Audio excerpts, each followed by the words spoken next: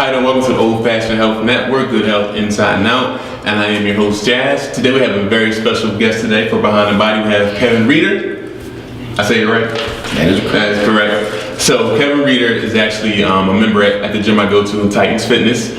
I wanted to interview him because he has a good story as well from where he came from as far as his fitness level. So Kevin, I want to get right into it. So where are you originally from? Originally from Columbus, Ohio. What do you do now? I am a state trooper. State trooper? Yeah. All right, so I'm pretty sure you're going to see pictures of his before and after. When I saw you first working out, you didn't have the physique you have now, right? I kind of saw the transition, and it was good to see that. That's why it's good motivation to work around people that have the same mindset. Right. So I want to get into what made you change your mindset to a sedentary lifestyle to actually working out? Really, I was tired of carrying that extra weight, right, and not feeling healthy. I've always been a healthy guy. I've always been an athlete, and you know, once I went to trooper school, I kind of let things go afterwards. It was just going to work and coming home. So So when you was at trooper school, I guess you was in a little better shape. Oh, absolutely, yeah. It's a boot camp style, so right, you were required to do it. So you noticed the extra weight coming on. Did you feel sluggish? Very sluggish. Very sluggish. At a young age. So. Yeah, exactly. Right. So I know a lot of people feel the same way you did, right? But what made you want to get up off your butt? Me. Just the mindset. Me. Period. Okay. I mean, as far as really getting into it, I used to own a gym, so that was the other part, you know. So you was in the lifestyle you was in it. I was in it. Yeah. I was in it. Wasn't living it all the way, but I was in it. Okay, so what was the hardest part in the beginning? Because, you know, some people may say it was the eating or the consistent regimen of doing this day in and day out. What about you? The hardest part for me, I would probably say was the mindset, getting the mindset. It wasn't necessarily the food. I mean, if you tell me to eat this and eat that, I'll do it. I agree. But mentally, you know, again, you go in the gym and you go in and you see people you know, so you start having conversations, and now you find yourself talking more than you actually working out. So that was happening to you? That was me. Can't stand those people. There's no microphone in here, right? Yeah, I was that guy. Okay, so now, and I see you in the gym, you know, you still may talk, but you still get your work in. You're not standing there just, you know, having 20-minute conversations. Absolutely. Yeah. Now it's totally different. I'll come in and I'll speak to people I know, or people I enjoy, because we have that light mindset. Right. But when it's time to get to work, it's time to get to work. Okay. So you said for you, diet wasn't as hard. It wasn't as hard. No. All right. No. So just for the people out there who are wondering, well, what did you eat? You know, because I guess we're like the same kind of creatures. You tell me to eat something, I can eat it constantly. A lot of people can't do that. But for you, is that what you did, and what kind of food did you eat? Yeah, I mean, it was primarily eating clean. You know, clean proteins. Good carbs. So for people that don't know, what's clean eating? What's clean proteins? They might not know. Okay. Fish, chicken. Okay. Fish, chicken, turkey, something like that. Lean protein. Lean protein. Okay. You got your carbs. You got sweet potatoes, brown rice. You know, oatmeal. Cream of rice. For those that don't. You actually put me on the cream of rice. Yes. You know, now they're like, it's good. You know, I heard it's better for you than cream of wheat. No, I love it. It is. So, it is, and it tastes great. It tastes the same to me. And I love cream of wheat. So it tastes like grits. Yeah, it tastes like grits. That family. If you like that, it's a little honey in there. And would you say Justin's hazelnut? Yes, the chocolate hazelnut. Yes, it's outstanding. I love it. That is every day. That is every day. I promote them if I could. Yeah, there it is.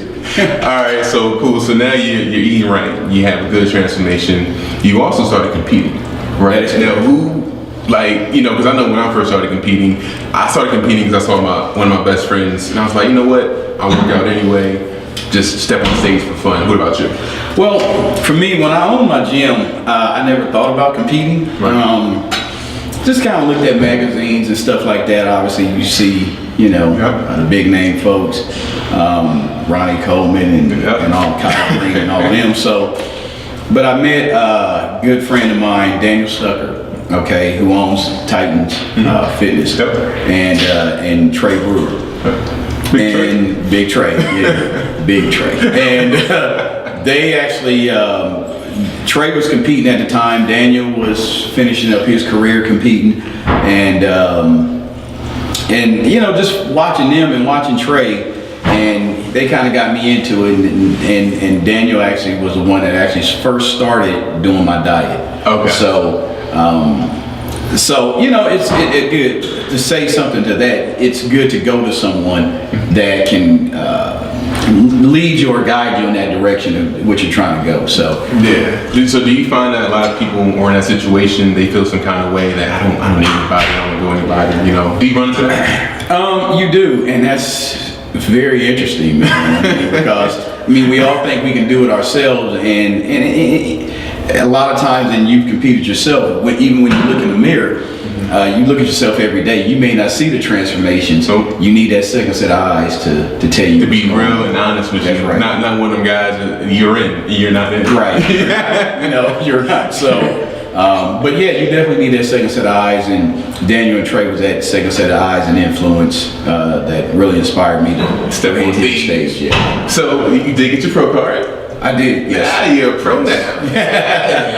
You're talking to a pro right here. So IFBB pro. Yeah. So when you first started competing, I always want to know this question. When you first started competing, is there something that kind of shocked you? Like, you know, that you didn't know that this was involved in it?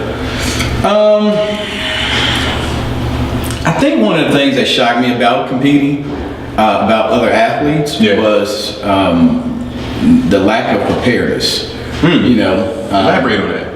Well, meaning there were some guys, and not that they weren't trying to get in shape. They understood they had to try to get in shape to hit the stage. But I mean, when they got there, they didn't even know how to pose. You know, so none whatsoever. You know, and what I knew, I'm trying to teach them to help them out, because again, you know, we're all in this together. I know we're competing against each other, but you know, you're gonna help your fellow. I mean, backstage we'll use the same weights. We'll say, hey, do this a little bit different, stand a little, pose a little different. But I guess, you know, to your point, backstage, you know, some people just, they're in their own world, right? Yeah, you know, honestly, like I've never experienced that. Everybody backstage has always been pretty good and pretty cool, you know, and they didn't mind sharing. So I most certainly didn't mind, because somebody had to help me. Exactly. You know, so I could definitely reach out and help others. Okay. So backstage, you know, you got different kind of categories. You got bodybuilding, physique, now you got classic physique. What is your thought on steroid usage, you know, in any kind of class and for women? And I only ask because, you know, you know, if somebody takes steroids, and I'm not gonna knock you for doing it, I guess the problem I have with it is when people kind of say, well, you know, this is all natural, you know, this is me, and you know, if you're getting help, you get help. But you can't put something on social media and have people looking up to you, and knowing you're taking something. One thing about it that I've kind of learned from it just through reading YouTube, it's more of it's a faster approach to where you're trying to go. Okay, you can get the exact same results with it or without it. Obviously, it just may take you longer without it. And some people, you know as well as I do, when they say, well, I'm gonna do a show, you know, you start looking at dates, and the date is, you know, 6 weeks away, and they go, oh, I can 6 weeks away? Yeah. Like 6 months out. You're 6 months out, and you're saying you can do it in 6 weeks. Yeah. Well, you know, with that enhancement, I mean, you can get close to it. Right, you close to it. Right. Other than that, it would take you a year. Exactly. So, but other than that, I mean, do what you do. If you like it, I love it, I guess. So. Yeah, it doesn't hurt me. Yeah. You know, but we're gonna get back to Kevin in a little bit. We're gonna take a quick break.